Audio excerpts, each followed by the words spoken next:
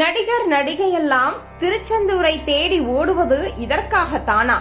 அங்கே இருக்கும் ரகசியம் தெரியுமா? அறுபடை வீடுகளிலே இரண்டாவது இடமாக திருச்செந்தூர் முருகன் கோவில் இருக்கும். இங்கு முக்கியமான நடிகர் நடிகைகள் அதிகமாக வந்து வழிபடுவதன் காரணம் என்ன தெரியுமா? திருச்செந்தூர் இதுவரை செல்லாதவர்களும் சரி, செல்பவர்களும் சரி, கடவுளை வழிபடும் பொழுது இப்படி வழிபடுங்க, வாழ்வில் வெற்றி நிச்சயம். திருச்செந்தூர் முருகரை தரிசிப்பதால் மன அமைதி கிடைக்கும் என்பது பக்தர்களின் அனுபவம். வாழ்க்கையில் எதிர்கொள்ளும் சிக்கல்கள், தடைகள் ஆகியவை குறையும் என்ற நம்பிக்கை பரவலாக உள்ளது. குறிப்பாக வேலை வாய்ப்பு, கல்வி முன்னேற்றம், திருமண தடை போன்ற விஷயங்களில் முன்னேற்றம் கிடைக்கும் என்று பலர் நம்புகின்றனர். குடும்பத்தில் அமைதி, ஒற்றுமை அதிகரிக்கும் என்பதும் இந்த தரிசனத்தின் முக்கிய பலனாக கூறப்படுகிறது. மேலும் இந்த தலம் கடல் அருகே இருப்பதால் பாவ நிவர்த்தி கிடைக்கும் என பக்தர்கள் நம்புகின்றனர். கடலில் நீராடி பின்னர் முருகனை தரிசிப்பது உடல் மற்றும் மன சுத்தத்தை அளிக்கும் ஒரு ஆன்மீக நடைமுறையாக பார்க்கப்படுகிறது. கடலின் இயற்கை ஆற்றல் மற்றும் கோவிலின் தெய்வீக சக்தி இணைந்து பக்தர்களுக்கு ஒரு புதிய உற்சாகத்தை அளிக்கிறது. திருச்செந்தூர் கோவிலுக்குள் செல்லும் பொழுது கடைபிடிக்க வேண்டிய சில வழிமுறைகள் உள்ளன.